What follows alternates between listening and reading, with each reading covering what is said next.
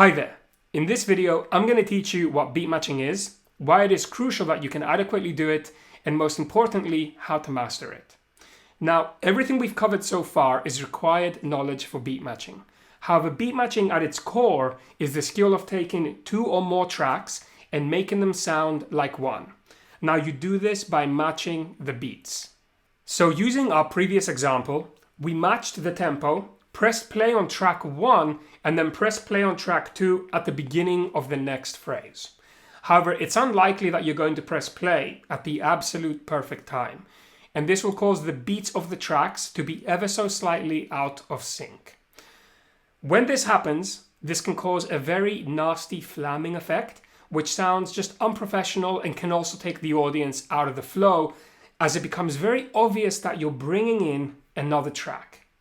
In addition, the more unsynchronized the tracks are, the more separate the rhythms are, and it's kind of like having two drummers playing at the same time with no synchronization at all. It just doesn't sound too good. I'll give you a quick demonstration of how it would sound if you haven't beat matched properly.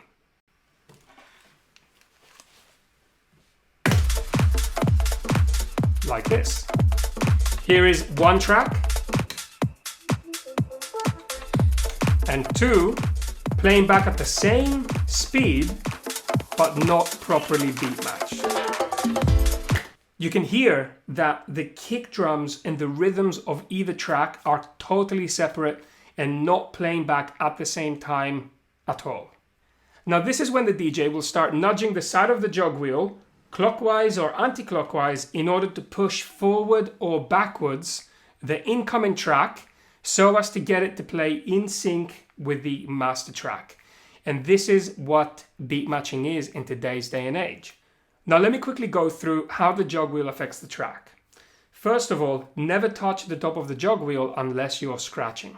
This is because by doing this, playback of the track is actually going to stop.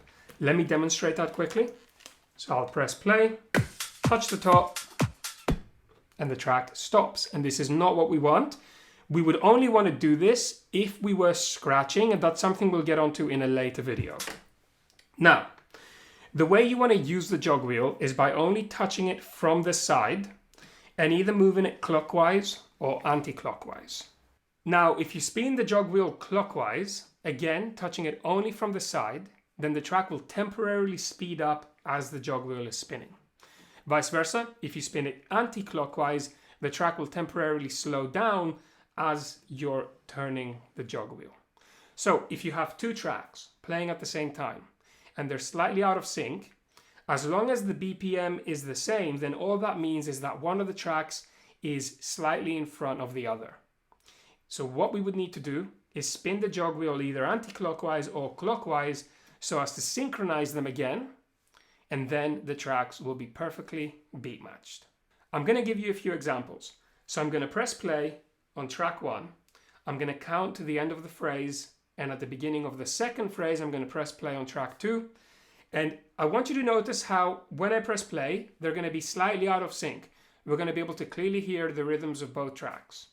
Then I'm going to use the jog wheel to bring them in sync. Let's go. 1, 2, 3, 4, 2, 2, 3, 4, 3, 2, 3, 4, 4, 2, 3, 4, 5, 2, 6, 2, 3, 4, 7, 2, 3, 4, 8, 2, 3, 4, 1. So now I'm going to start nudging the jog wheel. And there you go. They are perfectly beat matched. Listen to the difference. Out. And in. Now I'm going to demonstrate that again. This time I'm just going to press play on both tracks at the same time. This isn't something you would normally do, but just so that I can demonstrate the difference between the two tracks being in sync with each other, in other words, beat matched, and out of sync with each other. Let's go.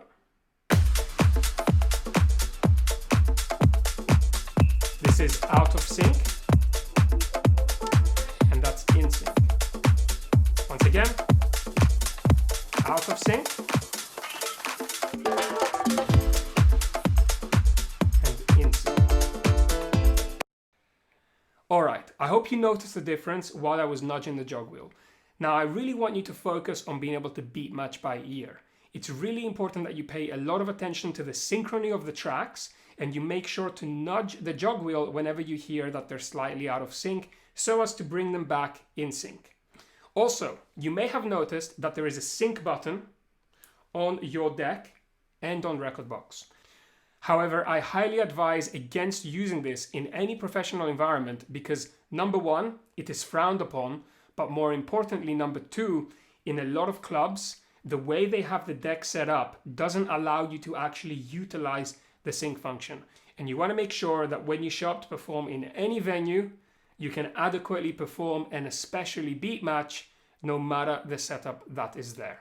Now I'm going to go through the process a couple more times, and I'll bring the tracks in and out of sync on purpose so that you can clearly hear the difference. Let's go.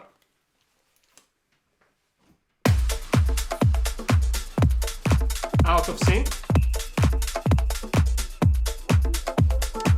Kind of in sync. Perfectly in sync. Once again. Perfectly in sync. Out of sync. In sync. So, well done for getting this far. Go ahead and practice this, and I'll see you in the next video.